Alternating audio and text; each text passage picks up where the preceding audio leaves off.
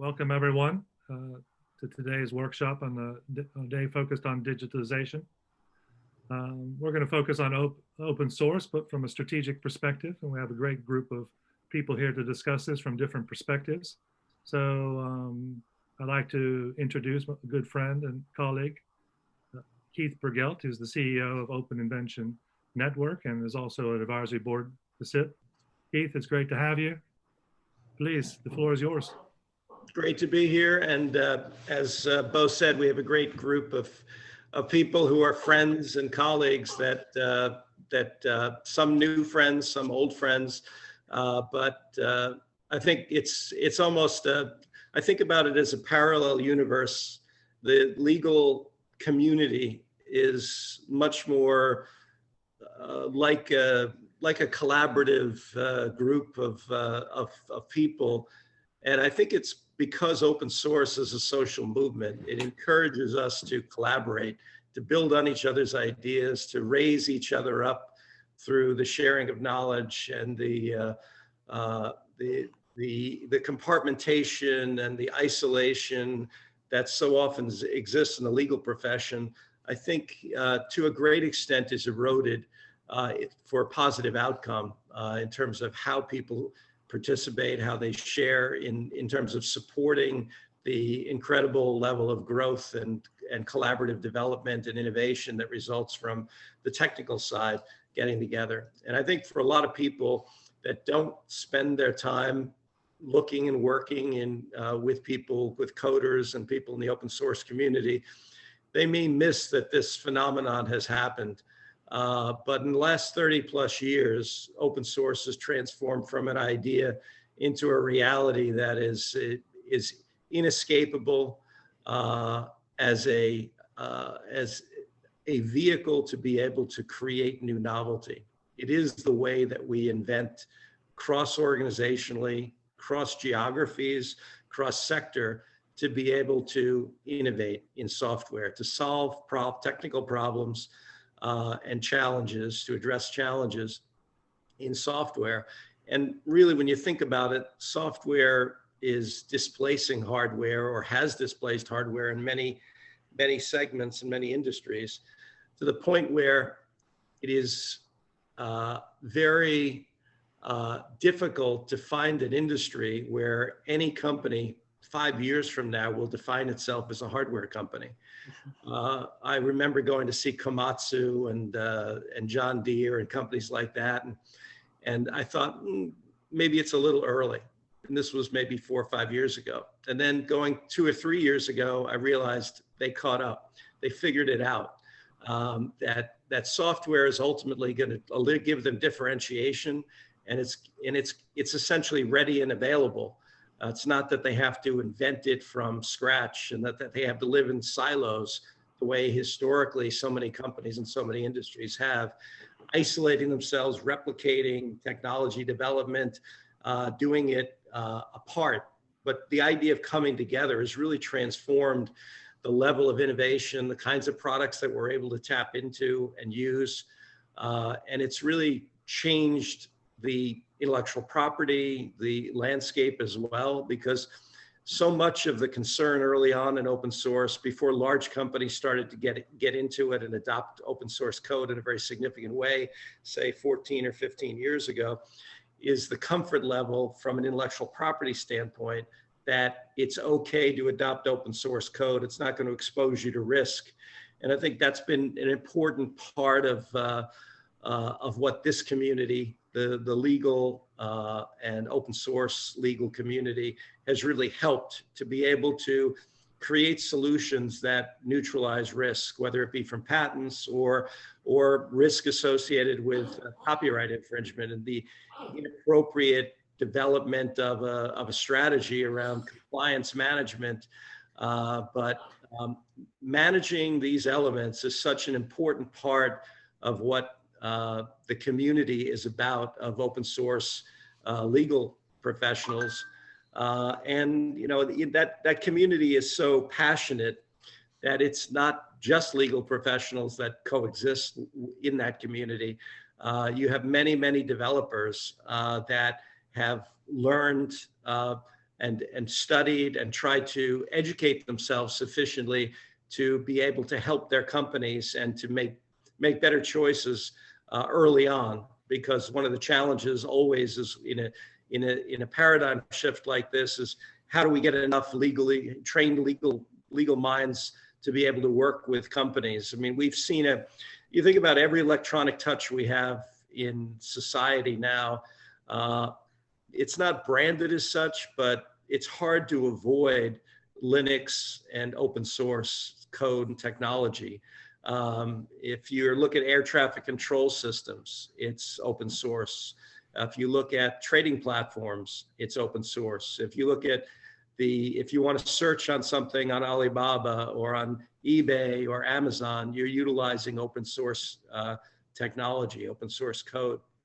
If you want to go to an ATM and do an ATM transaction, if there still are those in the countries that you live in, then you can do a transaction on an ATM machine. And that's the back office transaction processing is all open source. If you think about the most significant transaction platforms in the world, Alipay and WeChat Pay, billions of transactions are done a day, and they're all done on devices that run open source code.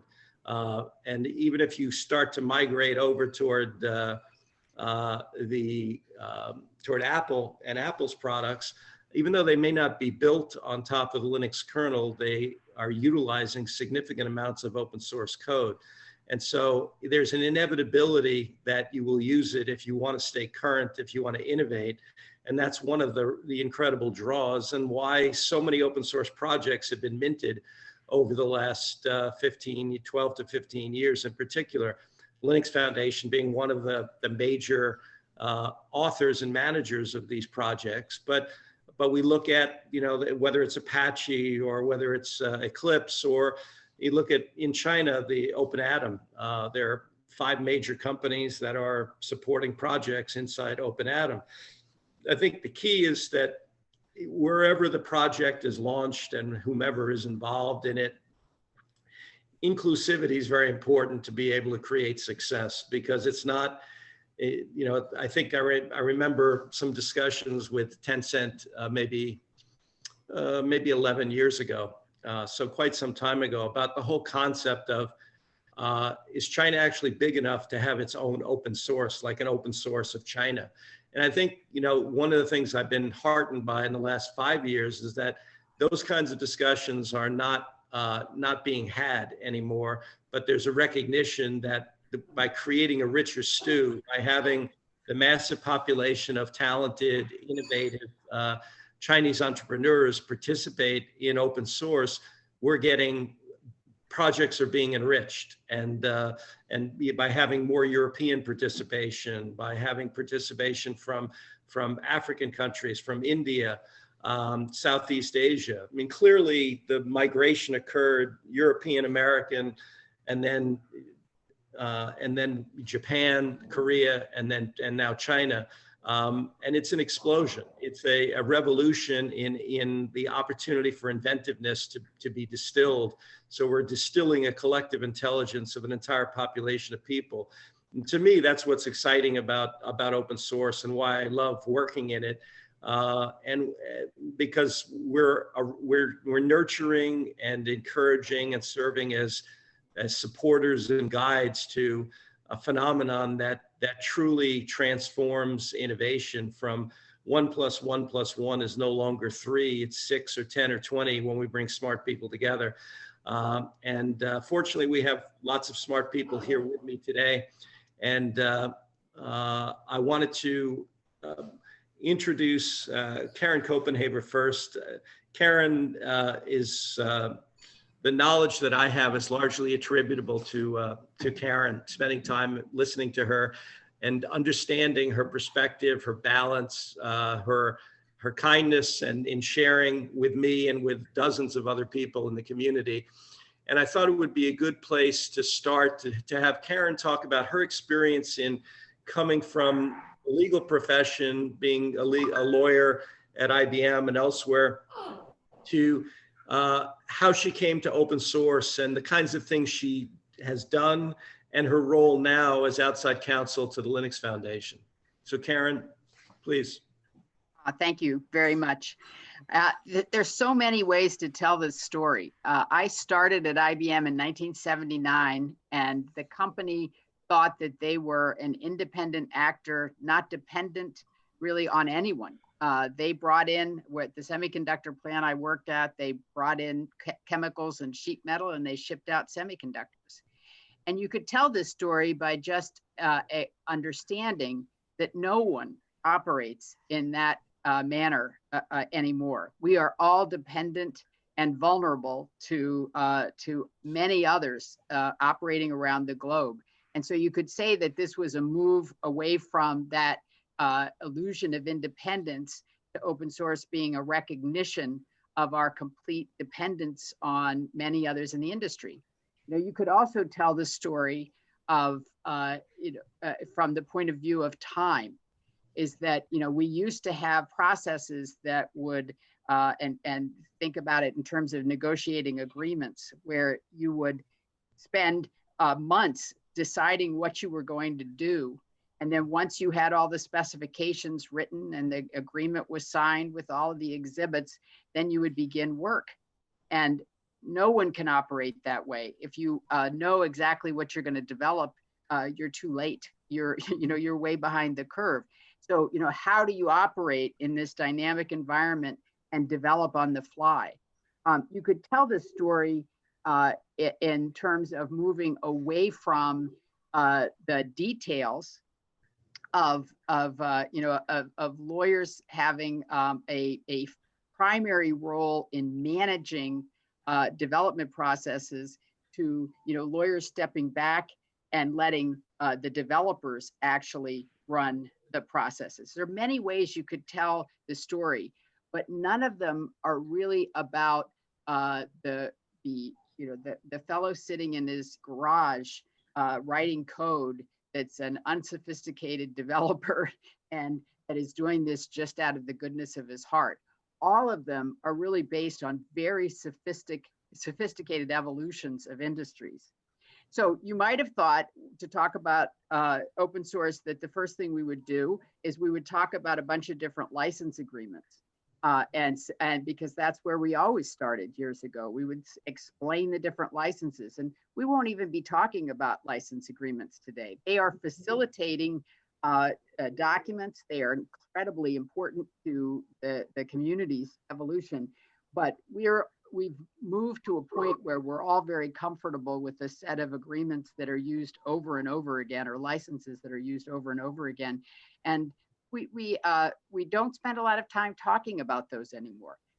You might think that what we'd be talking about, because it was what we talked about years ago, is that, you know, you'd be focusing on these individual authors posting code on places that, you know, have evolved into something like GitHub, and you'd be concerned about your developers using that code because you don't know where it came from. And we're not going to spend any time talking about that today, because some of those projects will evolve to the point where they become very important. But we're talking about code that has been built into the very infrastructure of everyday operations, as Keith was talking about. You could think that we're talking about open source as sort of raw material, that it's code that's out there to be reused. It's very useful to build your own stuff, and you want to understand what your rights are to build your own stuff. We're not really talking about that anymore either, because these projects have evolved to the point where they provide, you know, huge parts of the infrastructure, and there is such value in having a common maintained platform that we no longer have to encourage people to share their bug fixes, to share the maintenance. They automatically want to upstream their modifications to get them into the mainline project, so that that project can be maintained and the reviews can be done in the time frame that they want to consume them, and not have this process where I take some raw materials, I do my work, and I retest everything, and I use it as though it's an input to my process. We now really depend upon these projects as they are put out by the main developers. So what we're talking about is a massive global collaboration of software infrastructure using these development fundamentals that Keith was talking about that were developed and are still developing in this open ecosystem. And what, how did this happen? How did we go from corporations thinking that they were completely independent to this massive collaboration to build these fundamental assets? And it started really with the phenomenally successful projects that changed computing forever. Linux, Apache, the GNU tool set, these became ubiquitous. And just as Keith is still finding out, there are companies that think that they don't use these tools, and they do. They all use these tools. And so as those projects became so fundamental, companies began to look at other parts of the infrastructure that they relied on and said, we want to build this the way you built that. How did you do that? How did Linux become Linux? And so we have begun to establish some fundamentals that are absolutely essential for this work to take place. And I'm going to just name a few of them here because we're all going to be moving quickly. But it comes down to trust in a level playing field. That's what this is all about. Somebody said one time at a conference that companies either want to dominate or they want a level playing field. If they think that they can control something, they would prefer to control it. But as soon as they know that they cannot control it, they want a level playing field. And these things that we're developing in these massive projects are places where companies want a level playing field. They want it to be really frictionless in terms of how they get involved in that project. They do not want to spend a lot of time negotiating individual detailed agreements. And this is where those licenses have become so invaluable, because everyone assumes that that license, once selected, is the license for the project, and nobody goes in and nitpicks and negotiates and spends 3 years figuring out how they can come up with a different license. The processes of putting these together are orders of magnitude more efficient. The other thing that we have to have is transparency, which is essential for the project to be perceived as neutral. Everything happens in the open. And this is always surprising to intellectual property counsel.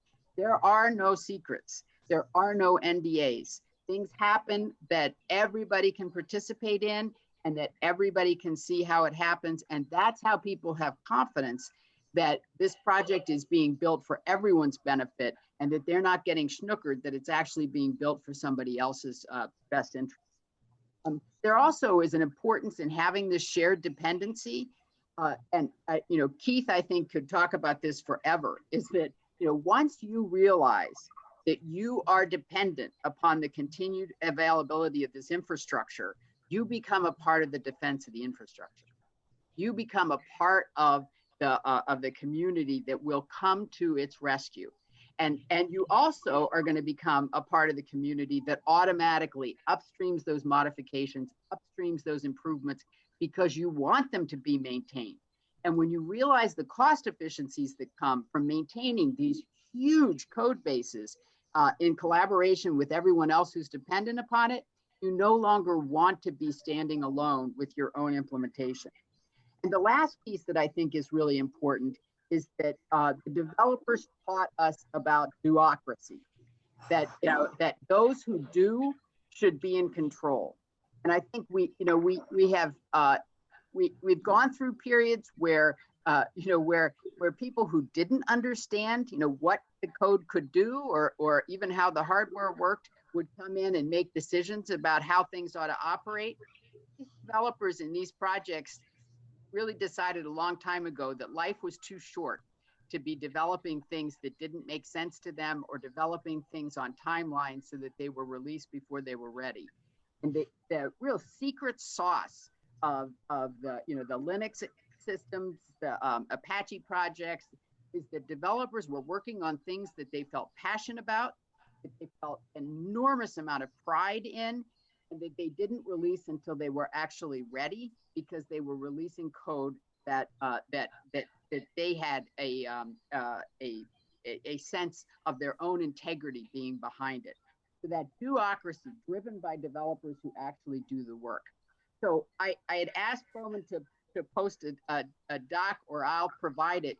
That is a document that describes how this process that I've just talked about has moved through industry after industry after industry. So it's software, but it's also brand new industries. And I think many of the other speakers today will be talking to you about how this process has become integral to the way their corporations operate.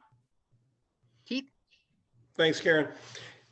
David, David has had the great experience of working at the best example of an open source company from its birth through to its acquisition last year by IBM. I think Red Hat is a remarkable success story, and a company that was absolutely critical in providing a foundation for the transformation of the enterprise through the adoption and use of open source through the Red Hat Enterprise Linux. And so I'd ask David now to talk about his role, how it's evolved, because it really has evolved a lot since I first met him probably 12 years ago, and his integration within the community, because there's a draw to it. You can be a corporate lawyer who works in an organization, but you kind of get, when you're working such an open source centric company where everything is kind of defined by open source and the culture of it, it's kind of has this draw that it brings you in. And so David, can you talk about your experience there and talk about Red Hat and how it evolved to the point where it became such an attractive piece of the future of IBM? Yep, thanks, Keith. So again, this is David Levine. I'm Red Hat's Associate General Counsel, and I have responsibility for the company's commercial products, technology, and then open source legal functions. You know, I started as a transactional lawyer, joined the company about 16 years ago to lead the commercial legal team. And then over the years, sort of my role evolved as I sort of got deeper and deeper into the company's products and technology. And most recently took on responsibility for the open source legal function. And so while I'm a transactional lawyer by training, you know, these days I spend a lot of my time sort of thinking about open source legal and policy issues. And, you know, as Keith indicated, I thought I'd spend some time, you know, giving you insights into Red Hat, sort of my team and sort of the types of issues that occupy my day. You know, what I'm trying to do is kind of give you a snapshot into what it's like to practice law at an open source pure play company. So to start with my team, I have a group of 3 lawyers who focus 100% of their time on open source software related issues. And I'm really sort of humbled by their experience. They probably have, you know, 45 years of, you know, experience focusing on open source legal issues. Really knowledgeable, capable team. You know, and I really do think they're the best of any company in the world. But how do I say this? You know, what does it mean, you know, to have a group of great open source lawyers? What makes someone a great open source lawyer? And I think of this sort of in 3 dimensions. You know, first, it's people with sort of a deep understanding of the legal issues associated with, you know, the licenses. But, you know, interpreting licenses, you know, that's really table stakes. You know, it's the basics. You kind of need it. You need to kind of understand and be able to walk around legal issues, but, you know, you don't start there, or you don't stop there. Sort of great open source lawyers like I work with sort of understand, you know, the history associated with sort of all the questions that arise today. You know, there's almost no case law interpreting open source licenses, and I would actually argue that's a great thing, but that's sort of a whole nother topic. But instead, you know, the opinions of judges, you have the opinions of sort of licensed stewards and scholars and advocates that provide a lot of the missing color on the meaning of licenses. And you may have heard of some of these people, Eben Moglen, who's a professor at Columbia Law School and the founder of the Software Freedom Law Center, or Richard Stallman, the founder of the Free Software Foundation and the primary author of the GPL, which is one of the most widely used licenses. You know, so when you're providing legal advice about the GPL, you know, it's really important to know what Richard Stallman may have said about the GPL or about the question that you're interpreting. You know, as the author, his position's going to be, you know, really authoritative, you know, particularly with the types of individuals that are doing license enforcement. It's also important to know sort of what the broader open source legal community may think about a topic. You know, every once in a while, someone on my team will point out that a particular open source license question was the subject of an intense discussion within the open source legal community a number of years back. And so while, you know, the opinions of others won't be determinative, you know, you got to understand sort of all this context in order to really provide effective legal advice. And I'm the beneficiary of a team that sort of understands this, has been there for a lot of that history. And finally, it's really important to understand sort of the open source culture and politics. You know, as Karen and Keith have described, open source developers have really strong opinions on a variety of topics. They're also really knowledgeable. I mean, I learn things every day speaking to the engineers at Red Hat. And so in providing legal advice, it requires you to understand their culture and the politics of the world that they live in. You know, again, it's not enough just to understand the legal issues. You know, if your legal advice conflicts with the culture and politics and the community or the opinions of the developers at my company, at least, you know, you'd have a mess on your hands.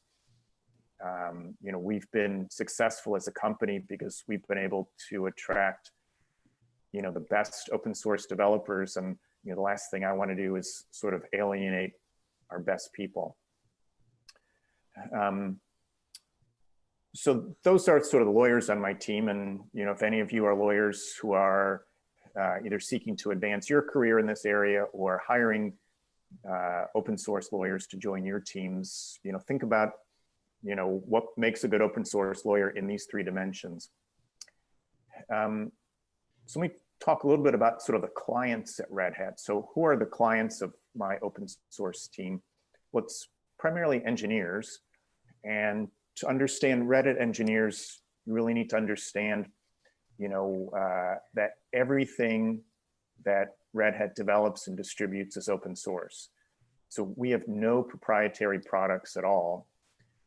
But I would even go beyond that and point out that not only are the products that we ship licensed under open source licenses, but all the patches and updates that we make to open source software, we push all these back upstream to the original open source projects. So we're sharing back with the community everything that we ship in an open source, in a Red Hat product. And this sort of philosophy of sharing and collaborating, you know, it's part of our DNA, and you see it manifest in sort of Red Hatters sharing their opinions on a whole wide variety of topics. And it doesn't matter if they're talking to their boss's boss, the CEO at Red Hat, or, you know, to a Red Hat engineer. You know, everyone's encouraged to speak up, and, you know, it sort of makes it an interesting place to practice law. You know, my clients are not shy about challenging the advice, the legal advice that we provide. And, you know, very often, you know, they provide perspectives we hadn't considered. And this is all part of what sort of makes Red Hat sort of an interesting place to, you know, to practice law. So finally, you know, what types of issues does an open source lawyer at Red Hat spend their time thinking about? And I thought I'd share two examples. So, and the first one is more about culture than law, and you know, at first glance wouldn't appear to have implications for my team. but it actually required us to play a really large role. So as Keith mentioned, we were acquired by IBM about 1.5 years ago.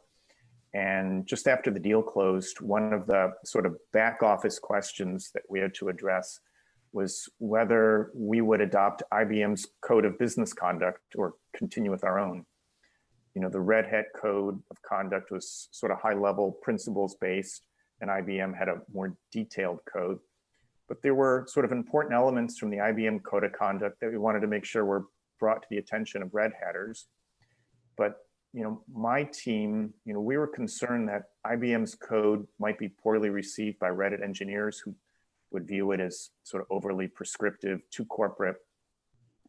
And we didn't want it to appear that sort of Red Hat was losing its independence, because maintaining Red Hat's sort of distinct identity was important. In the end, we compromised and sort of kept a lot of the Red Hat look and feel and tone and beefed up some of the important compliance terms.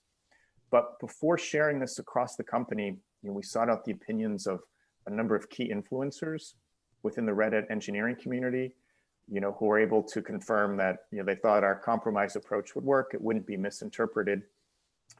Long story short, we were successful. And you might be interested, the only substantive comment that we got was from a longtime Red Hat community manager who highlighted sort of a long-standing and remaining provision in our code of conduct that related to conflicts of interest. And this provision stated that working on an open source project does not constitute a conflict of interest, even where you may make a determination in the interest of the project that's adverse to the company interests. And it was this part of the Red Hat Code of Conduct that had been around for over 20 years, and it really resonated with this employee and many others we discovered. This employee described it in an email to the entire company, saying that this is what said to him that Red Hat was still Red Hat. Another engineer said that he described it as one of the most amazing phrases in a company policy he had ever seen. So, understanding Red Hat culture, sort of the intersection between sort of culture and legal issues, what motivates and drives, some of our most important employees has been really critical to being successful at Red Hat. And sort of I view part of my role is, promoting and preserving Red Hat culture. And then, one final example to give, Red Hat as a company, focuses on making open source software consumable for large enterprises. And I view part of my role is sort of playing that role for enterprise lawyers. And so one issue I've been focusing on a lot is predictability in open source license enforcement.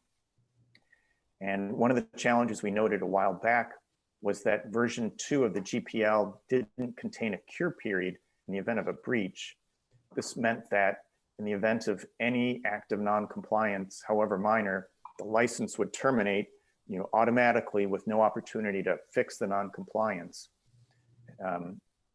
This approach was sort of viewed as a little bit harsh and was fixed in the development of version 3 of the GPL to include a 30-day cure period. But there was still a large amount of code that continues to be licensed under version 2 of the GPL, including the huge Linux kernel project. So in order to address, what could be viewed as, unfairness in not having a chance to cure, what Red Hat did was develop, we've called the GPL cooperation commitment, which was modeled on something that Linux kernel developers did. And the idea was to apply the 30-day cure period from GPL version 3 to our GPL version 2 code.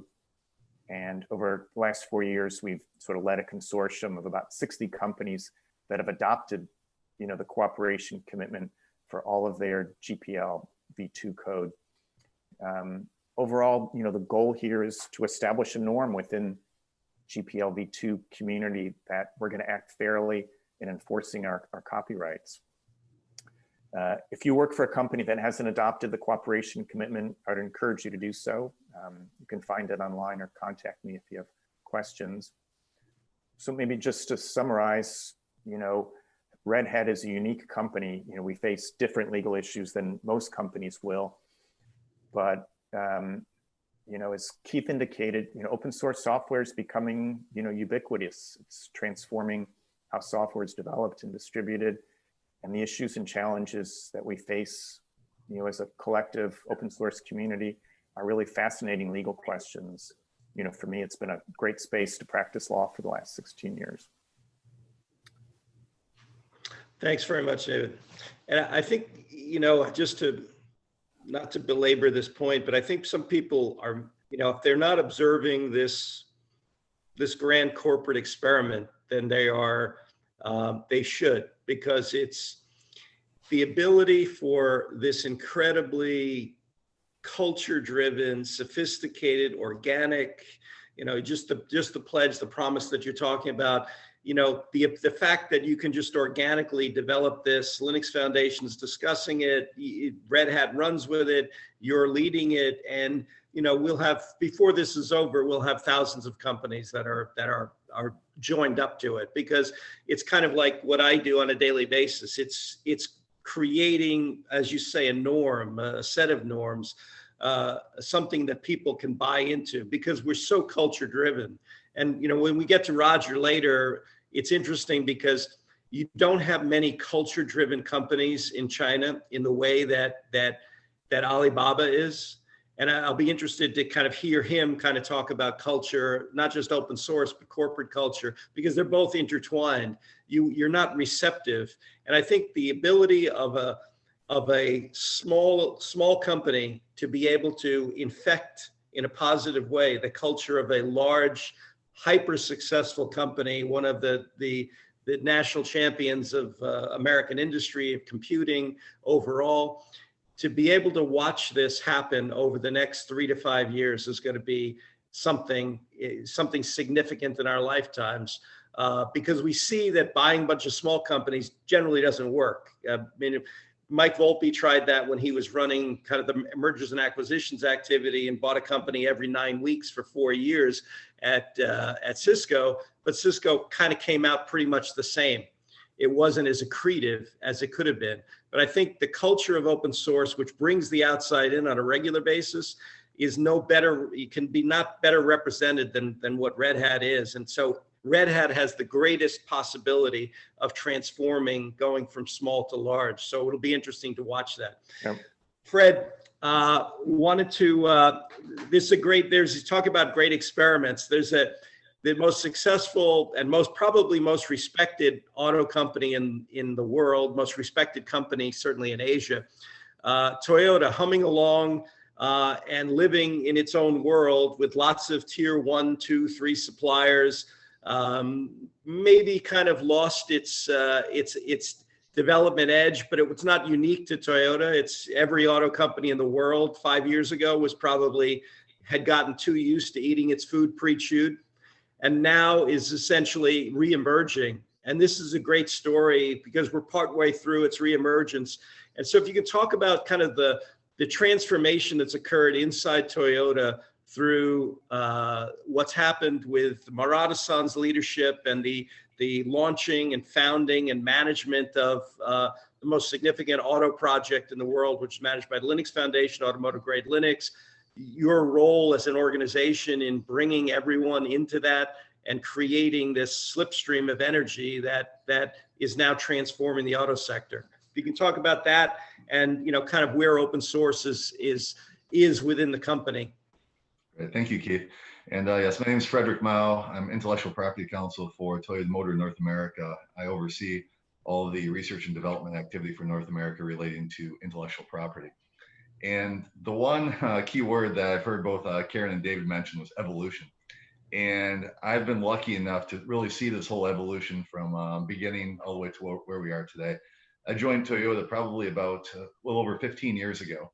And I came in with a very heavy traditional IP background into a very traditional, I guess, very patent heavy company. So everything was pretty good. So I was like, okay, we develop a lot of vehicles. We do a lot of other things. Patents are very important. Sure, we do a lot of our branding with trademarks. And yes, we can even get some copyrights on a lot of the source code that we work on. But it was about maybe 1 or 2 years after I joined, I started getting some questions from one of our groups. They did a lot of model-based development for powertrain controls. And they first started coming to us and saying, Fred, we want to start learning more about open source and how can we go about using this? And started looking into it. And I think it really scared a lot of people because a lot of people looked at it initially and said, wow, we're going to have to give away all of our trade secrets. People are going to get access to all of our technology. This is probably a really bad idea. We looked at that and said, okay, let's step back a little bit more. And so we did, you know, what Karen referenced does. We first took a look at all the licenses and just tried to figure out what it is that we're getting into.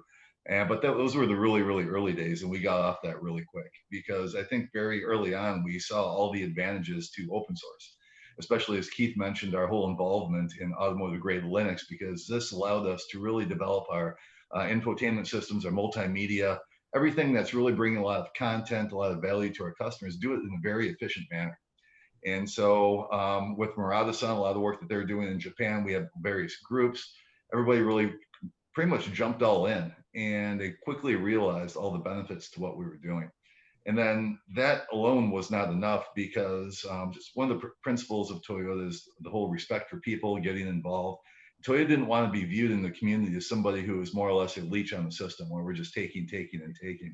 So what we really want to do is get involved and actually contribute as well. So we've been very active with the Linux Foundation, developing automotive grade Linux, and especially just watching the company evolve over the years because, as I mentioned, when I first came in, it was very patent centric. And so we had a lot of engineers working in a lot of groups, making sure things get patented, get protected. And so traditional, I guess, intellectual property as we viewed it back then was, well, we got patents, trademarks, copyrights, and trade secrets. But now I think we've evolved to a way that open source is part of that as much as patents are for how we go forward with a lot of our development activity. So we've now been working, we've been putting a lot of the policies in place to maintain open source compliance, making sure we're contributing back, especially in those areas that we're borrowing quite a bit on, but also just the transformation of Toyota as a company. Because I think we were, again, very hardware centric. Keith, I know you mentioned a few of the other companies that you talked to out there, and we were, but now we're really trying to transform into really a mobility company. That's the kind of the phrases or the direction that a lot of our executive leadership likes to share. But I'd even take it a step further. I think we're beyond a mobility company and really turning more into a technology company. As I visit a lot of our research and development facilities, whether it's in North America, Japan, just really throughout the world, I see more and more software engineers, software developers all over the place. I mean, it's pretty incredible. I used to work predominantly with a lot of vehicle engineers on, well, electronics, materials, mechanical items, things like that. But I find myself working more and more with software developers all the time too. And it's really just a way of making sure we know what we're getting into, managing all the licenses that are in place. And we found out that we haven't given away everything. So it's been pretty amazing. And we're just continuing to develop more and more systems. Right now we have a system that we're really working on. It's ARENE, and it's a autonomous vehicle development platform. It goes much more beyond that. But we're just really creating these platforms for developers to come in, collaborate. And we found that by utilizing the open source software, depending on what, it doesn't really matter what license it is, we manage that internally. And we've been able to really move the needle as far as the speed to which we're able to develop things and bring that to market. And we're also working quite a bit with our supply base. And that's something as well, that's more and more codes being developed. I mean, look at all the code that goes into a vehicle. It's actually pretty astronomical. We have essentially computers on wheels now with everything that goes in there. So there's really no limit to where this is going to go. And then I know this will probably be talked about a little bit more, but just with a lot of the development and of other types of open source, you even start going into RISC-V a little bit too, where that talks a little bit more about open source hardware. So that kind of takes it to a whole nother level and something that we're pretty interested in. But like I said, I've been really lucky to join Toyota at the time because I've really seen the full-on development, because from absolutely no open source to taking it to the place it is today, I never would have guessed it, especially coming from a position where I had very little, well, actually pretty much no open source background coming into it. So it's been a pretty fun ride so far. Great. Well, thanks, Fred. And one of the things about Toyota that I find remarkable is that, like a lot of auto companies, they located in kind of isolation in relatively small cities, outside of, it's about an hour and 20 minutes, maybe an hour and 15 minutes by train from Nagoya, that you get to Toyota City, and it's its own city. It's kind of like, you know, Detroit is Motor City. And then, you know, if you look at where Daimler has located, everybody's kind of developed in isolation. And what that means is it's so much harder to rub shoulders with people. It's not like Silicon, it's the antithesis of Silicon Valley, where every day you're at lunch and listening to some guy pitching a new company idea or talking about some application or something like that. It's just in the air. But that Toyota had the wherewithal to bring in diverse people, to bring people in from other companies, Japanese as well as US companies, to enrich the culture and to step away from its environment, its rather provincial environment, to become a leader. I think takes even that much more energy, that much more resolve. And so the commitment that we've seen in our association with Toyota has been amazing. And you know, I would say when I look at you guys and I look at Daimler, I see the reemergence of two of the most important technology companies in the auto space in history.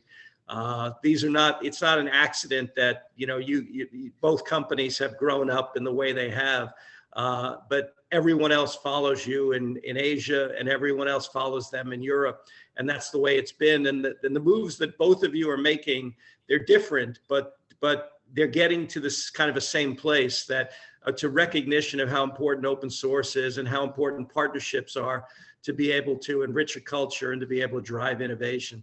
So thanks for your comments. Roger, I wanted to, I mentioned earlier, your culture. I find it, we had the great privilege of having our Open Invention Network board meeting hosted in Hangzhou by Alibaba in January before COVID. And it was a real eye-opening experience, because I didn't really focus. I've always viewed Ali as an ambition-based company, a company that is going to fill voids, that is going to accomplish things. And from the beginning, I don't think it was in Jack Ma's mind that you'd have the most successful mobile payments platform in the world, but it just was something that he just evolved into and kind of became the identity, one of the identities of the company. So important that later this year, early next year, whenever Ant Group goes public, it'll be one of the 5 most significant public offerings in the history of the world. And so a builder of something special and a filler of gaps in the market, in technology. Can you talk about kind of how open source, and following on from what Fred raised about the idea of open hardware, and how important that will be, because I know you're driving open hardware initiatives as well, to be able to kind of leverage open source and more fully than just what software can provide. Sure. Culture is very important to Alibaba. And when I joined Alibaba in 2008, before that I was I was practicing IP law in the US. I was a patent lawyer, and it's interesting how many patent lawyers became open source lawyers, but that's a topic for another day. So when I joined Alibaba, and at that time, every few months we had a meeting for the senior managers and executives, and Jack Ma and his team would get up and talk for hours and hours about culture, about helping customers. So at first I was I didn't understand it. I thought, this is valuable time. Why not talk about something practical? Why not talk about our strategy to take on the competitors? Why not talk about our technology roadmap? Why not talk about our upcoming products and services? But I understand he wants to build a culture. He wants to make sure that all the executives are on the same page and not just focus on maximizing profits and meeting this year's KPIs.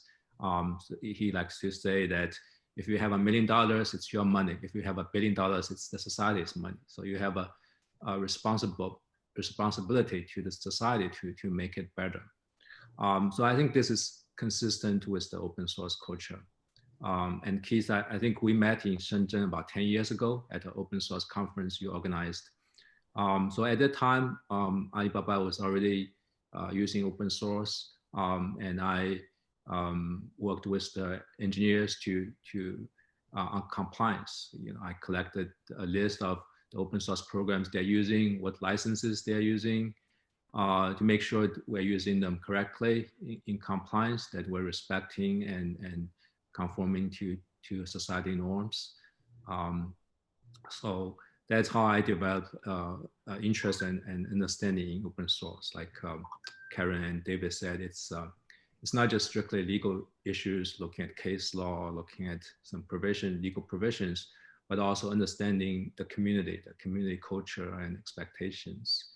And after our engineers started using open source, naturally they started making contributions to it. They want to modify it, improve it, and they will even want to open source some of their own projects.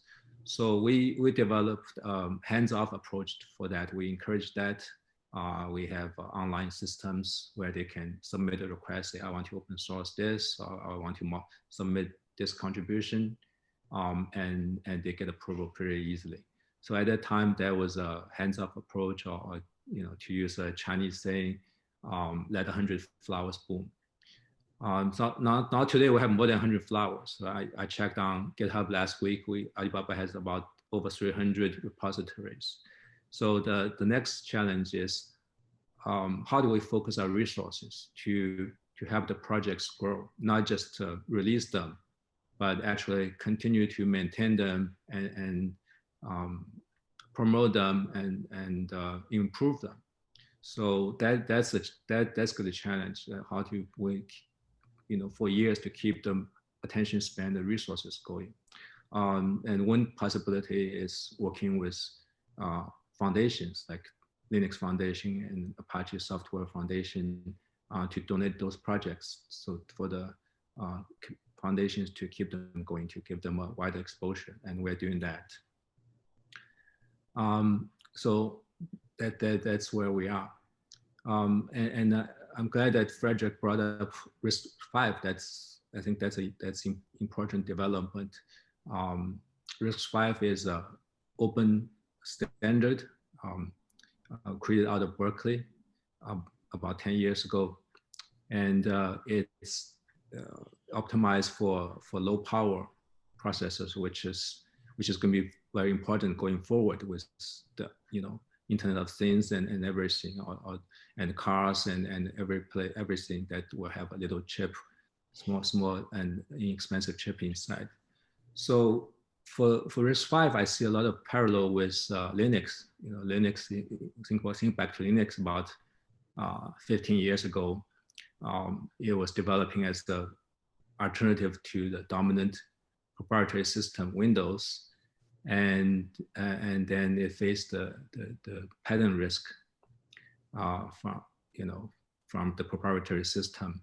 So that was when Open Invention Network was founded to counter that patent risk. And Keith, this better than anyone. So for RISC-V, I think we may have the same situation, even though the Berkeley group are not going to assert patents against RISC-V. For all that I know, they didn't even file for patent protection. But there could be proprietary systems that present patent risk to RISC-V. And it's for the society, it's for the industry to work together to manage that risk. Yep, totally agree. So thank you very much, Roger. And now I wanted to kind of have Audrey talk about the duality inside OVH Cloud in terms of, we've talked about culture, but we haven't talked too much about the hereditary culture of anti-software patents that we kind of, as a European company, you deal with it at a very significant level. The sensitivity level is probably higher in Europe than anywhere in the world about software patents. And they've been regulated out of existence, but there's still thousands of software patents or patents that have software components and claims within them that are granted and in Europe. And so you kind of have this duality that's more acute than anywhere in the world, that you have to deal with managing the intellectual property and the compliance activities for OVH Cloud. If you can talk about kind of how that is to deal with, kind of what your activities include, but then how that cultural clash is dealt with, and how you've been able to kind of bring people along to the point where they recognize that the innovation is spurred not only by open source adoption and participation projects, but also by a parallel level of filing that provides a defensive position for OVH Cloud. Yes, sure. So just to explain you that OVH Cloud is a European cloud provider. I'm in charge of all the IP aspects of the company. And when I joined OVH Cloud a little bit more than 3 years ago, they explained to me that they were really dedicated to open source. They wanted the total reversibility of the services. And for them, there were no issue with open source in the company, because they were using open source software. They were releasing the software in open source. And as they were not playing with patents and not filing any patents, they should not have an issue in the future regarding patent action.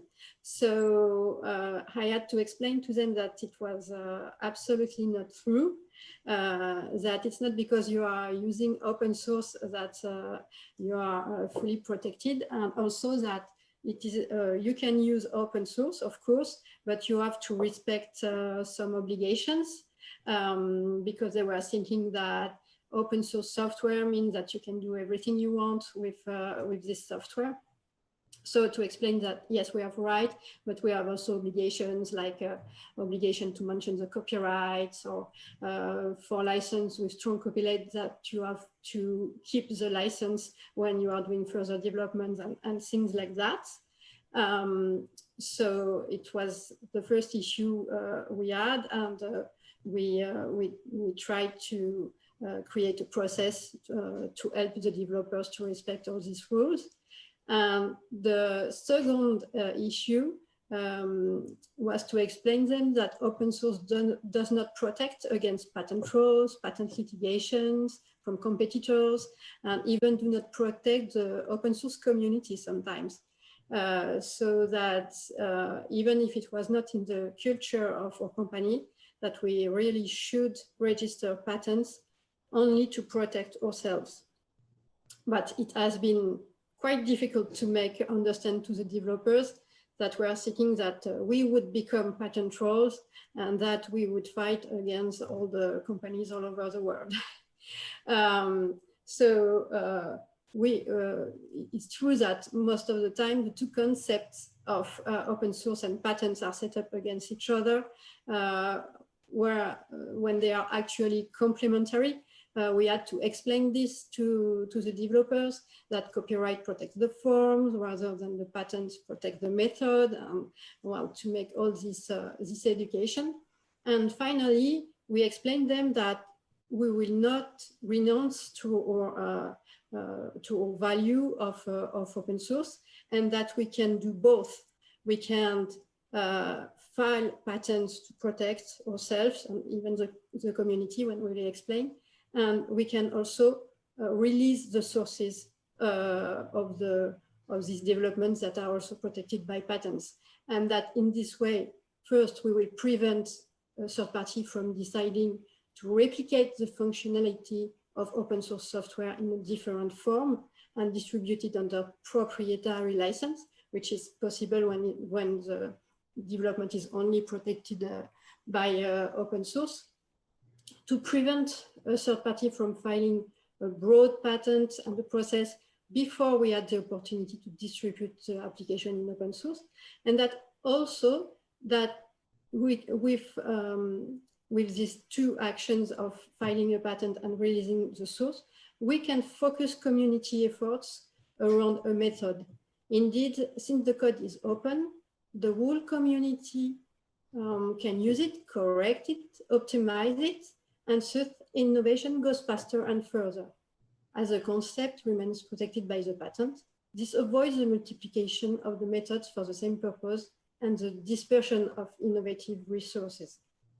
So we explain also that a patent can protect more than its owner if this last one decides to allow the community to use it freely, thanks to patent pledge. And this is something we will do very soon. We are about to publish our patent pledge, or by joining communities like the OIN that we joined recently.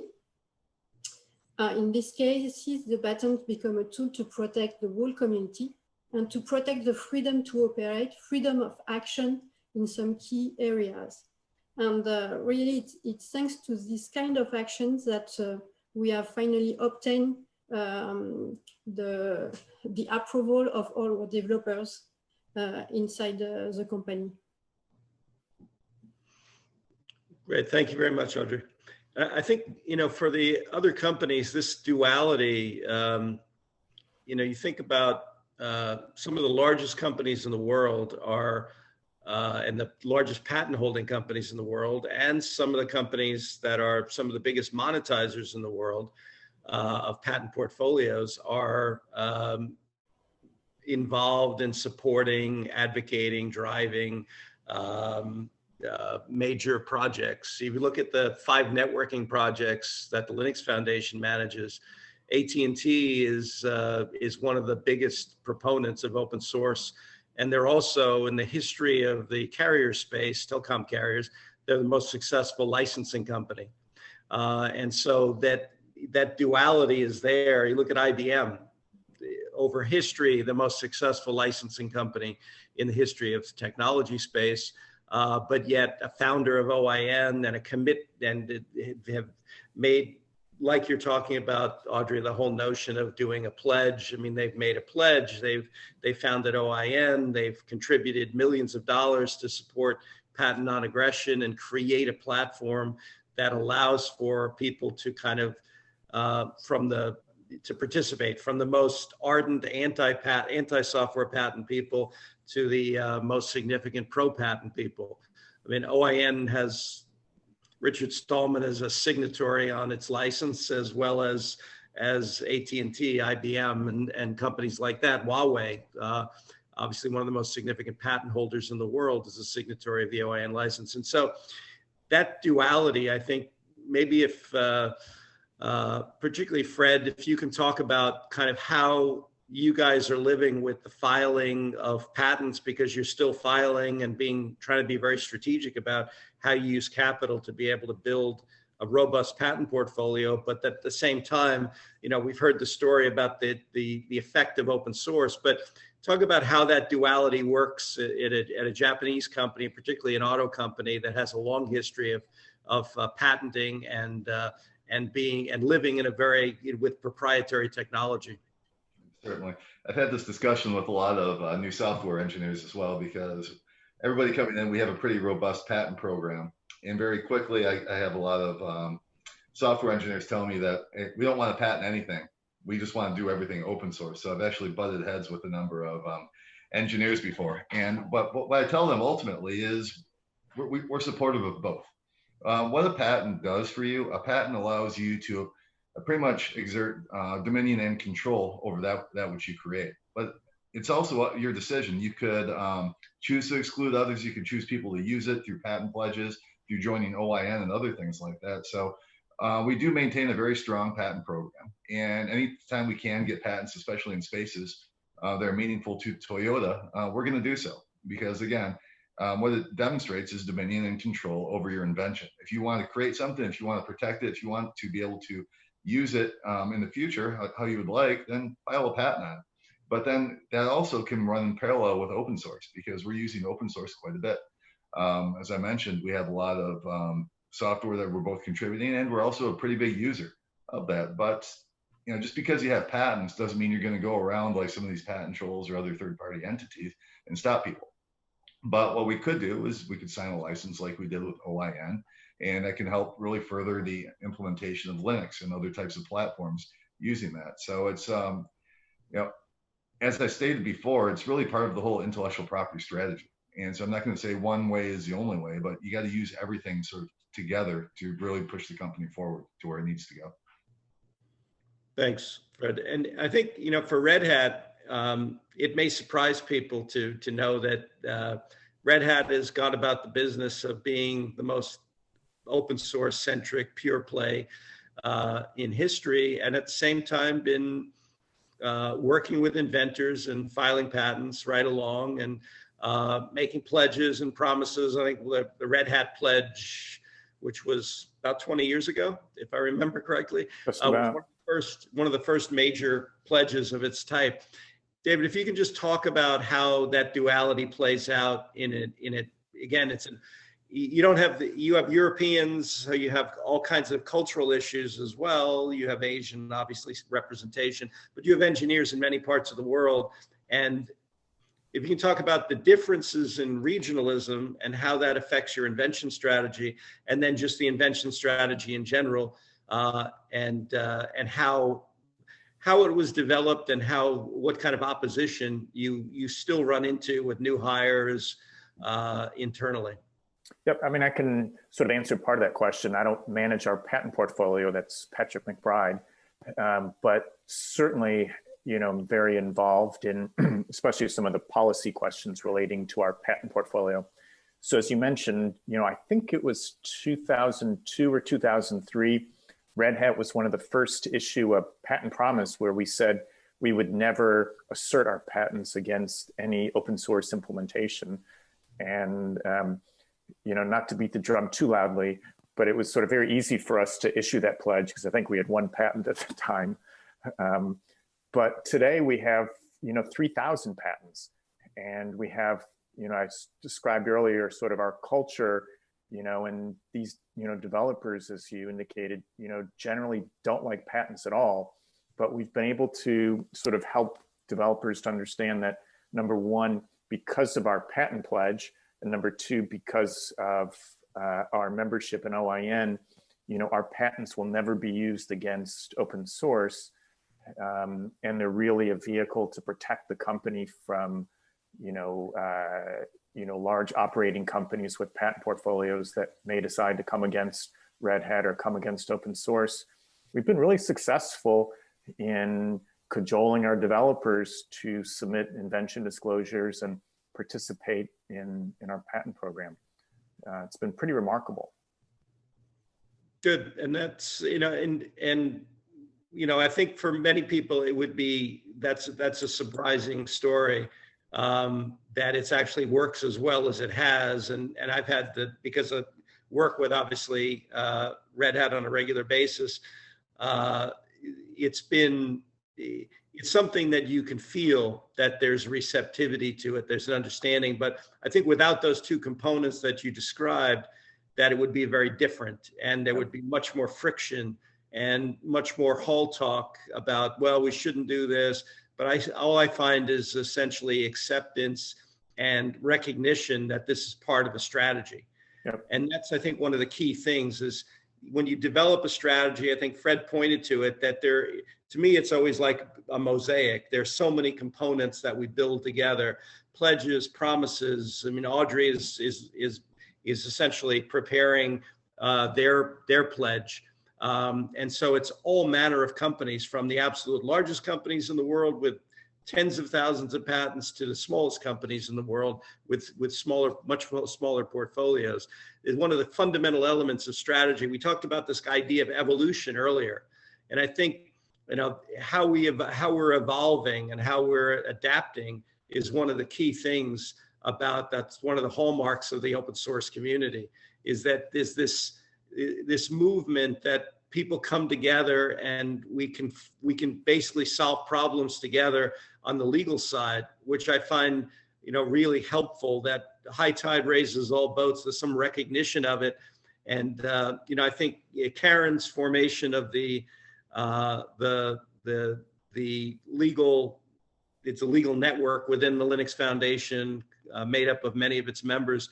I think talk a little bit about that, Karen, is when you first formed that and when you invited companies in to participate. To me, and we had a call earlier that I was on that was of that council, and so the member council has given rise to other communities, be it the European Legal Network, the Asian Legal Network that we support with the Linux Foundation, to be able to spread best practices and share. If you can talk about that history, Karen, of when you founded it, what the goals were, and how have we done relative to what you expected?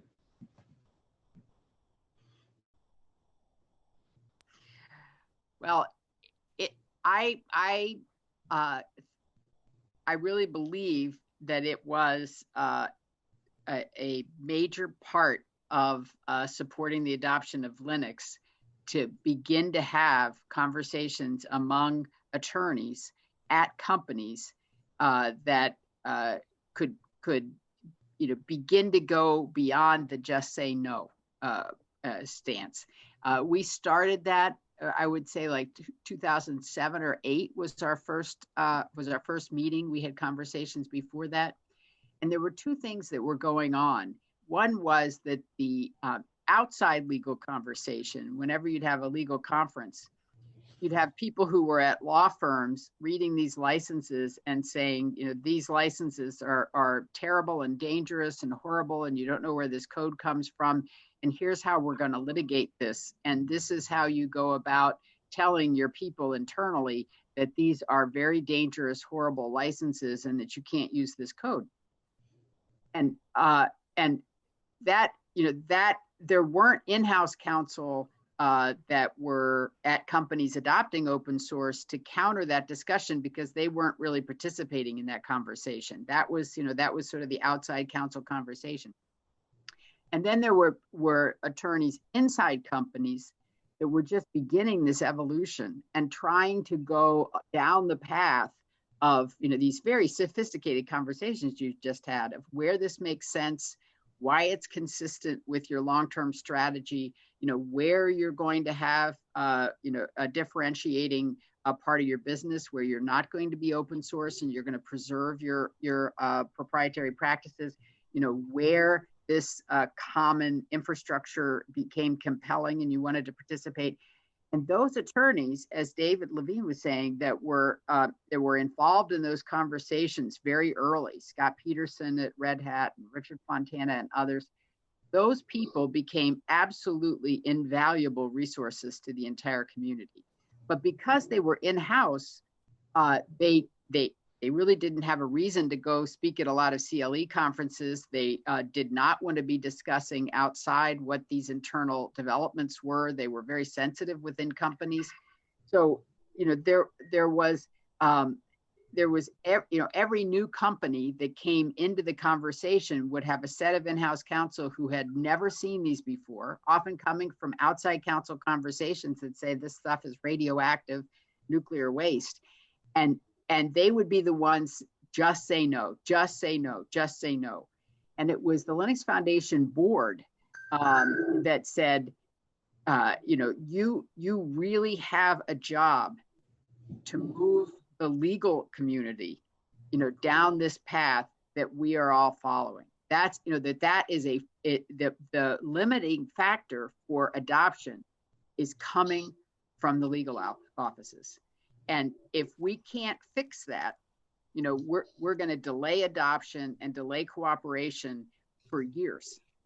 And so this idea of forming a member council was to get people together that were working in-house, so they were working towards adoption, and to have conversations. Some of them were conversations and presentations. Oftentimes they were conversations in the hallway to say, we're thinking about doing something, or how do you understand this? And you would realize that other people were struggling with the same issues, and that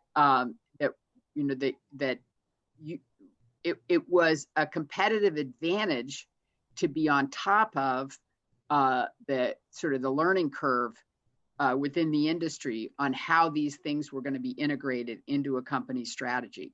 and that the only place that you could get that was in this conversation among counsel. And it was a very odd thing for attorneys that generally are brought into adversarial relationships with people from other companies. I mean, that's the natural role of a lawyer. Be protective. The adversary process gets us to the truth. You'd put them in a room and say, your role in this room is to be helpful to each other.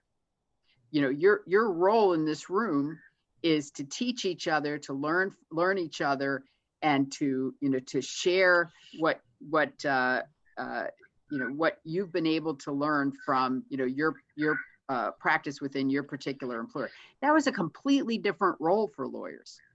So we've now had the member council going on for years, and we still, the best thing that happens, and we're so anxious to get back to in-person meetings, because still the best things happen when you have one of those meetings, and people at different companies that might have had a hard time just coming to a consensus about something and meet in the hall and help each other to get to the right answer for these platforms on which they're all codependent.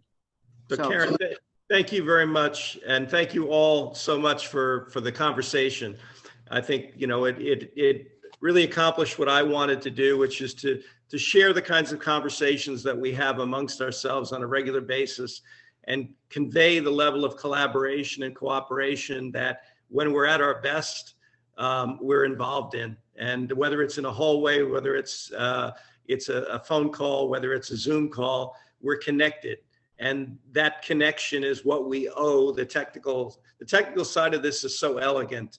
The self-organizing, self-regulating community that's built is what we owe that community. This grand experiment of this social experiment is that we do the best we can to mirror the activities and the collaboration that they use as an example for us and for the rest of the world in terms of how we invent. Thank you very much to Bo and the CIP Forum organizing team. This is always a great event and my favorite event to come to real time, and we'll look forward to doing that soon. But thank you very much, everyone, for your participation. Yeah, Keith, I just want to say thanks a lot, and thanks for putting together such a great panel. To Karen, Fred, David, Roger, and Audrey, I hope we get to see each other more often. It's going to be very useful for our research that we do on open innovation and for our education. Now, one quick question before I let you go. We had a number of my students I noticed were watching, and they probably want me to ask whether there's some internships available. Now, my students they're very talented, they're interdisciplinary, and most important, they're relatively cheap right now. So it's a good time. So I hope I can follow up with you to see whether you have some internship opportunities, probably virtual this year, but I think this would be a great way to interact so that they can learn what you do and show what they know. So hopefully we'll get to meet in person in Gothenburg sometime when the weather's nice and there's no pandemic. But until then, please stay safe and have a great holiday, everyone. Thank you so much. Good night. Thanks very much. Thank you. Thanks, Bob.